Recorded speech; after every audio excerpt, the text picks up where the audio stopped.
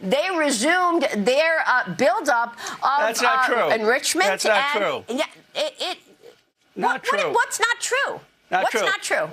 We had another far-right MAGA meltdown this time on Abby Phillips' show with Sarah Seidner filling in, and Joe Belli ended up twisting his own logic into knots while trying to defend Donald Trump and putting himself in a corner with his arguments. And in this segment, we're going to look at clips from a heated and at times very chaotic panel discussion featuring Joe Belli, S.E. Cupp, and others, and I also have some thoughts I want to share about what was said and how the conversation unfolded. So, let's get into it together. For being here. Good to see you, Maria. And I want to get your take on where we are. You introduced a bill to stop U.S. oil exports during the conflict in Iran. Why do you want to stop U.S. oil exports during this conflict? Maria, it's common sense. Why would we be sending our oil overseas when Americans are getting fleeced at the pump? When gas has gone from $2.30 to $4, we should have our oil supply for Americans, and that would bring down the price. This was a giveaway in 2015 to the big oil companies. Yeah, it's good for them. It's not good for the average consumer. I don't know if it's a giveaway, really, but the truth is the president told the nation just the other day, and we know this to be true, that the U.S. is producing more oil and gas under Joe Biden. The Democrats do not want to see drill, baby, drill, right? The U.S. was producing, as you know, more oil and gas at a record level, even under Joe Biden. The point is, though, why are we exporting it? And really, the biggest point is, why have we gotten into a war that has led to the closing of the Strait of Hormuz? The Strait was perfectly open 60 days ago. And, I talked, as I know you do, I talked to some of the senior finance guys at Wall Street. And here Pete Hegseth goes on to recite the prayer quote from Pulp Fiction that Quentin Tarantino wrote, and I had to remove this from my video because it is copyrighted, and I do not think it is actually Quentin Tarantino speaking it, but rather another writer or source I did not recognize, so I had to skip that part to avoid any copyright issues.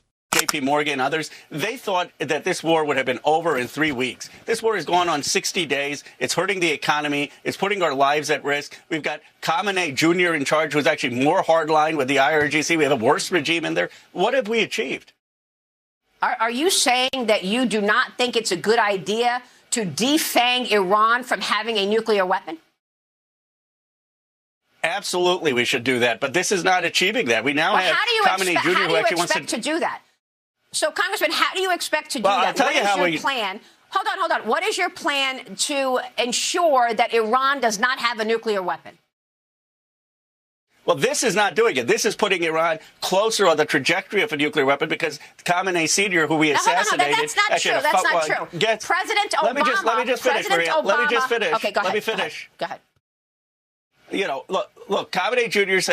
is saying he wants to develop it. The more hardline IRGC is in. What we need is the enriched uranium. Even Vice President Vance acknowledges it. That is underground. You can't bomb to get that. You need diplomacy. We should be sitting down with Oman, with other nations. Now that maybe we have leverage, we should be getting a deal. But to be threatening to wipe out Iranian civilization, to be threatening to blockade the Strait of Hormuz and close it, hurting the economy, that's just not rational policy. Now, President, look, are you saying that you want diplomacy with Iran and you think that they're going to tell you the truth?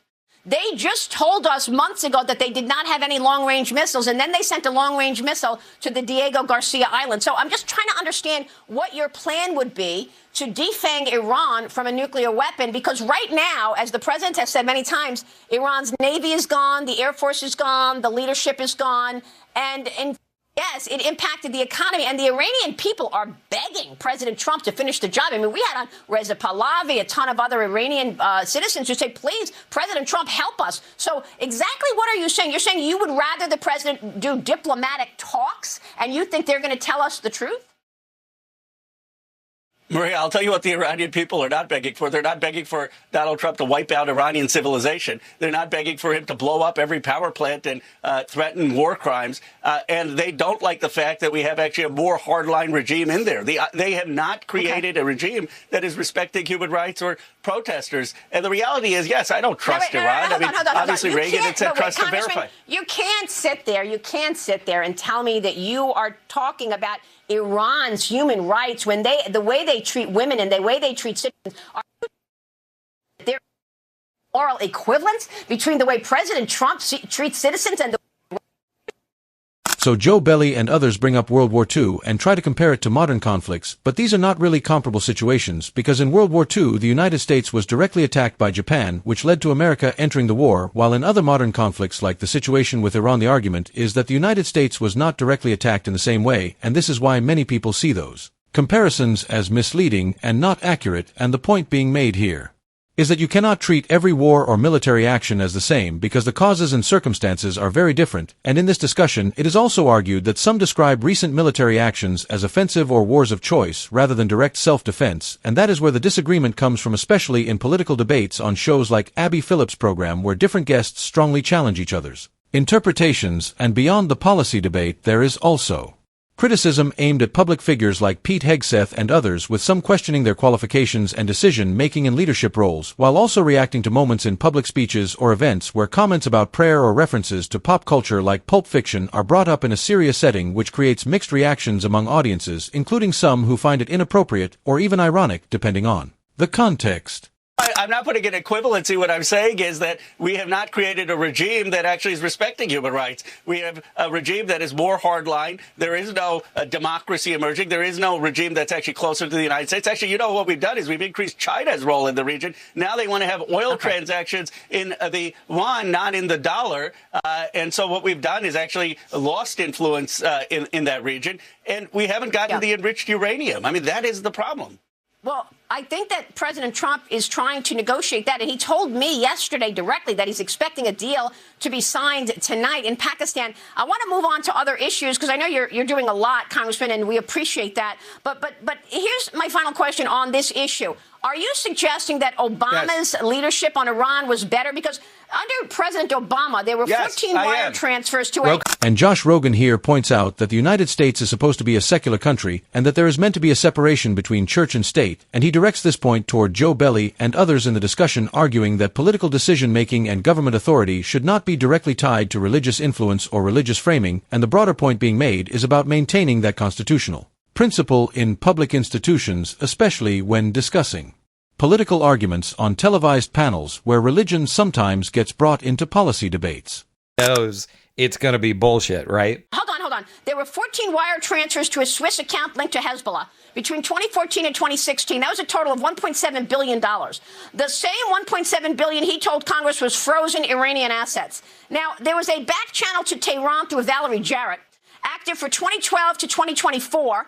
This was after he left office. So, it was almost like a shadow government. He also sent pellets of cash in a plane to Iran. Now, why would you send money to Iran knowing that they are building a nuclear weapon and they are the leading sponsor of terrorism? Barack Obama was a great statesman who left America much safer. I wouldn't put Donald Trump in the same paragraph. The reality is when President Obama left, because of the great efforts of people like Valerie Jarrett, we had 97% of the enriched uranium out. The reality is we didn't have 13 American service members dead. The reality is we never had gas go up from $2.30 to $4. The reality is we did not give China more role in the region. Let me finish, Maria. I'll let you finish. Okay, we didn't give China more role in the region. We did not give the IRGC a more hardline regime in there. You know why? Because Obama actually did his homework. He actually tried to engage in statesmanship. He got China, Russia, the entire European allies on board with getting Iran on a path to not having a nuclear weapon. All Trump did is listen to Netanyahu. That's his entire foreign policy. And you know what? I resent the fact that Israel is going to tell the United States what to do. The American president should call the shots in this country.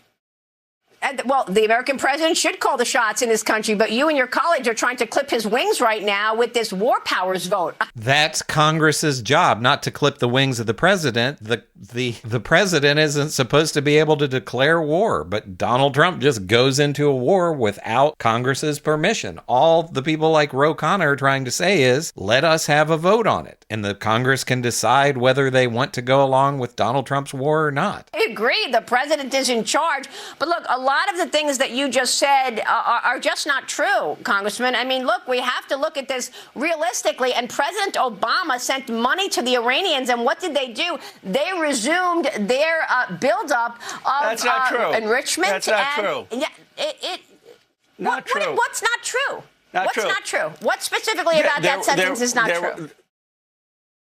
There was a deal that we reached to get 97% of the enriched uranium out. In the process of that, Iran had certain assets that were Iranian assets.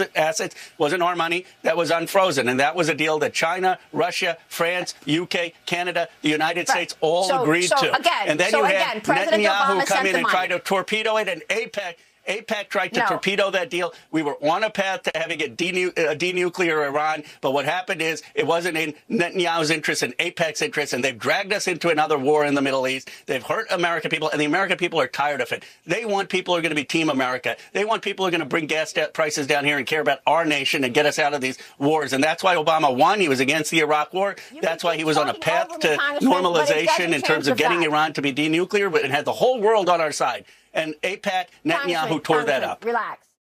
Congressman, it doesn't change the fact that 10 presidents before President Trump all said the same thing. I think there's some connection issue. Now I can hear you. Congressman, it doesn't change the fact that 10 presidents before President Trump all said the same thing. Iran cannot have a nuclear weapon. They are the leading state sponsor of terrorism. They cannot have a nuclear weapon. And one president delivered, and that was Barack Obama. No, that's not true. Not one of them did anything about it. Barack Obama is the only one who delivered. Congressman, you're talking fantasy. 97% Obama did out. nothing about it. You're talking fantasy. Obama did nothing about it. Other than send money to the Iranians. Obama got the whole world. He didn't send money to them. That's just factually false. He unfroze Iranian assets, but he had the whole world behind us. How many countries do we have behind us now? Obama had Russia, China, Canada, UK, France, the whole world on board, and they lost 97%. Congressman, now you lost me. Saying Obama had Russia and China in their corner. I think you know better than most that Russia and China are not in our corner. Congressman, we will continue this discussion, and we appreciate you. Thank you so much, Ro. So here the speaker is expressing strong frustration with the panel discussion and specifically reacting to how SE Cup responds by laughing at what they see as inconsistent or weak arguments from figures like Joe Belly and others aligned with Donald Trump's political circle, and they also bring up comments from the Pope about God not blessing conflict, using that as part of a broader critique of whataboutism in political debates where one issue is deflected by pointing to another situation. Instead of directly addressing the original point, and the argument being made here is that this kind of back and forth often leads to more confusion than clarity, especially when serious topics like war and civilian harm are being discussed, and the speaker also criticizes political surrogates who defend Trump by constantly reinterpreting or reframing statements instead of letting them stand on their own, suggesting that this kind of messaging creates unnecessary complexity and weakens the overall argument rather than strengthening it. Just shut up about it, and maybe some of this stuff would blow over more quickly. But they can't help themselves. They have to constantly suck up to the so-called leader at all times, and everyone else is exhausted by it. At least I know I am exhausted with this administration, and we still have years left of this. And then the discussion turns back to the panel, asking what people think about the exchange involving SE Cup, Josh Rogan, and John Avlon, and whether viewers agree with the panel's criticism of Joe Borelli or disagree and side with him instead, framing it as a broader debate about media narratives and political priorities. Then it shifts into a commentary about religious hypocrisy, suggesting that some political figures who identify as Christian or Catholic and support MAGA politics are inconsistent in their beliefs, arguing that they elevate political leaders above their religious teachings, and the segment ends by asking viewers to share their opinion, like and subscribe, and tune in for the next video from the channel.